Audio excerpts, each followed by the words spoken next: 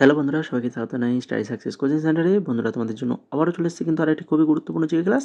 তো আজকের আমাদের ক্লাস নম্বর হচ্ছে 25 নম্বর ক্লাস, যেটা হচ্ছে তোমাদের গ্রাম পঞ্চায়েত। তোমরা যারা গ্রাম পঞ্চায়েত এক্সাম দেবে তোমাদের জন্য কিন্তু ভেরি ভেরি ইম্পর্টেন্ট একটি ক্লাস। একদম বাছাই করা কোশ্চেন আনসার নিয়ে আসা হয়েছে এবং প্রত্যেকটা এর আগে যে 24খানা ক্লাস করেছি প্রত্যেকটা ক্লাসে প্রত্যেকটা কোশ্চেন কিন্তু একদম বাছাই করা কোশ্চেন আনসার, এবং সেই সঙ্গে আমার প্রত্যেকটা কোশ্চেন কিন্তু আমরা কী করি, বিস্তারিতভাবে আলোচনা করি। শুধুমাত্র কোশ্চেন অ্যান্সার নয়, কোশ্চেন অ্যান্সারের পাশাপাশি আমরা কিন্তু এক্সট্রা নোটস, এক্সট্রা ডিটেলস দিয়ে থাকি, এক্সট্রাভাবে আলোচনা করে থাকি।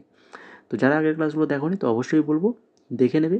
আর যদি কেউ গ্রাম পঞ্চায়েতের জিকে পিডিএফ একদম টপিক ওয়াইজ জিকে যদি নিতে চাও, যেটা তোমাদের West Bengal police, Kolkata police, ডাব্লিউবিপিএসসির যে এক্সামগুলো রয়েছে সেগুলোর জন্যও কিন্তু ইম্পর্টেন্ট রয়েছে।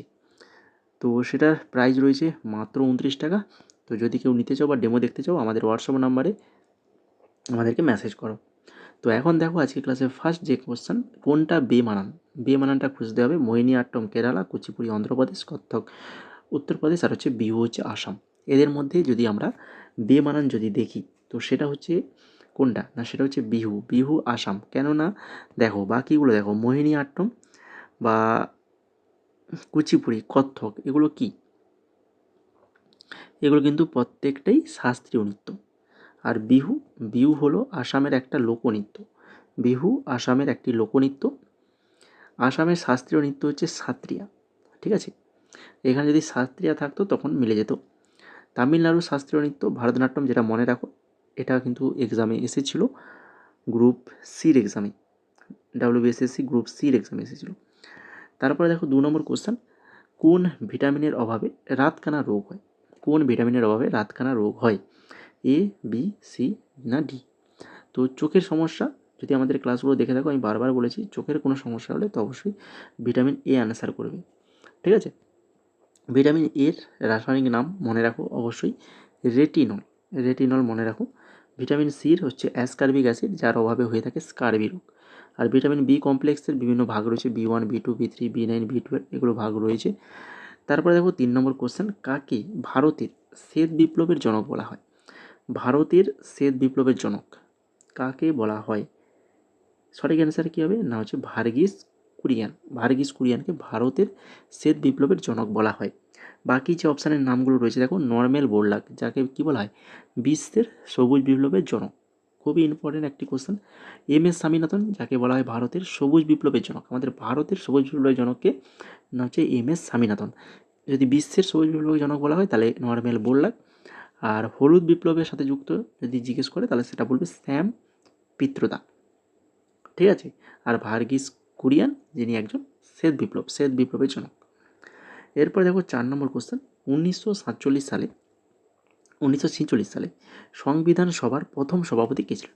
1946 সালে সংবিধান সভার প্রথম সভাপতি কে ছিলেন না, হচ্ছে রাজেন্দ্র প্রসাদ। রাজেন্দ্র প্রসাদ ছিলেন। অপশান নাম্বার সি হয়ে যাবে সঠিক অ্যান্সার। রাজেন্দ্র প্রসাদ 11ই ডিসেম্বর স্থায়ীভাবে সভাপতি হিসেবে নির্বাচিত হন। Doctor B.R.. আম্বেদকর খসড়া কমিটির সভাপতি হিসেবে দায়িত্ব পালন করেন। আর হচ্ছে জওহরলাল নেহরু 13ই ডিসেম্বর উদ্দেশ্যমূলক প্রস্তাব অর্থাৎ অবজেক্টিভ রেজলিউশন পেশ করে। Objective resolution. তারপর দেখো 5 নম্বর কোশ্চেন কী রয়েছে, অধীনতামূলক মিত্রতা নীতি কে প্রবর্তন করেন। অধীনতামূলক মিত্রতা নীতি কে প্রবর্তন করেন বলো দেখি। না, এটা প্রবর্তন করেন হচ্ছে লর্ড ওয়েলেসলি। লর্ড ওয়েলেসলি অধীনতামূলক মিত্রতা নীতি প্রবর্তন করেন। তোমরা যদি আমাদের ক্লাসের পিডিএফগুলো যদি নিতে চাও এই গ্রাম পঞ্চায়েত এক্সামের, তাহলে আমাদের এই যে টেলিগ্রাম চ্যানেল রয়েছে, যেটা তোমরা ক্লাসের শেষে ডেসক্রিপশানে দেখো লিঙ্ক রয়েছে, ক্লাসের শেষে ওই লিঙ্ক থেকে টেলিগ্রামে জয়েন করবে, জয়েন করে ওখান থেকে কিন্তু পিডিএফগুলো কালেক্ট করে নেবে। ঠিক আছে, লর্ড উইলিয়াম বেন্টিং গুরুত্বপূর্ণ বছর যেগুলো রয়েছে 1829, 1833, 1835, এগুলো দেখে নাও পরপর। 1829 লর্ড ডাল লর্ড উইলিয়াম বেন্টিং সম্পর্কে বলা হচ্ছে। ঠিক আছে, রাজা রামমোহন রায়ের সহযোগিতায় আইন করে সতীদাহ প্রথা বিলোপ করে। 1833 সনদ আইনের মাধ্যমে তিনি সমগ্র ভারতের প্রথম গভর্নর জেনারেল নিযুক্ত হন। 1835 ইংরেজি শিক্ষানীতির গ্রহণ করেন এবং কলকাতা মেডিকেল কলেজ প্রতিষ্ঠা করেন।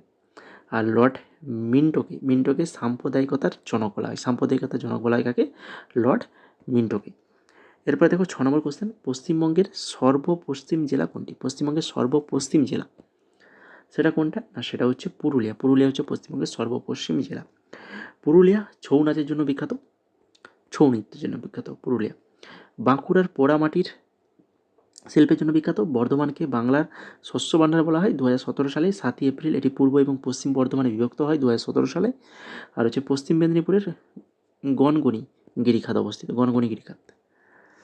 এরপর দেখো 7 নম্বর কোশ্চেন, টোডা নামক উপজাতি নিম্নলিখিত এলাকায় বসবাস করে। কোন এলাকায় বসবাস করে? টোডা নামক উপজাতি।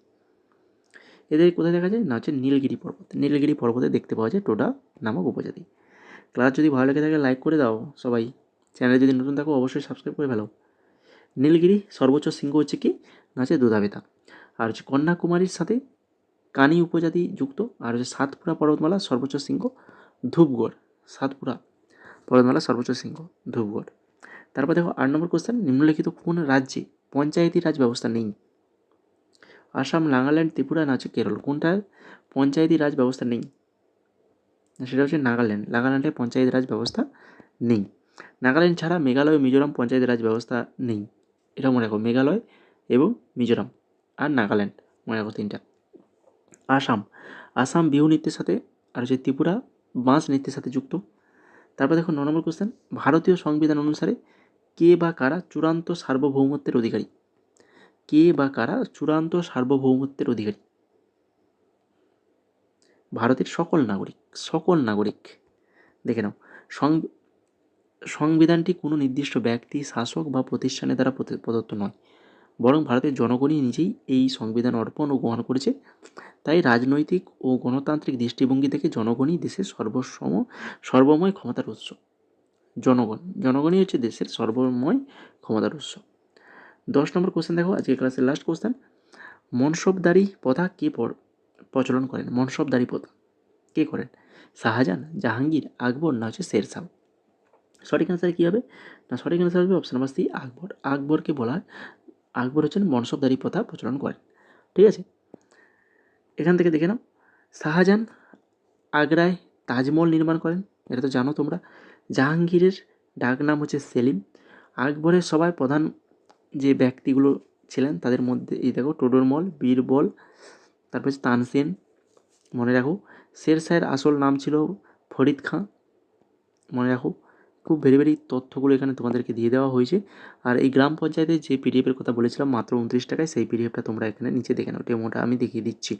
যেখানে কোশ্চেন থাকবে কত না হচ্ছে 9500 প্লাস কোশ্চেন রয়েছে, 9500 কোশ্চেন রয়েছে বিগত বছর প্লাস সম্ভাব্য প্রশ্নোত্তর এর মধ্যে রাখা হয়েছে। বিজ্ঞান, ইতিহাস, ভূগোল সব প্রত্যেকটা ভাগ করে করে টপিক ওয়াইজ রাখা হয়েছে। এই হচ্ছে আমাদের হোয়াটসঅ্যাপ নাম্বার।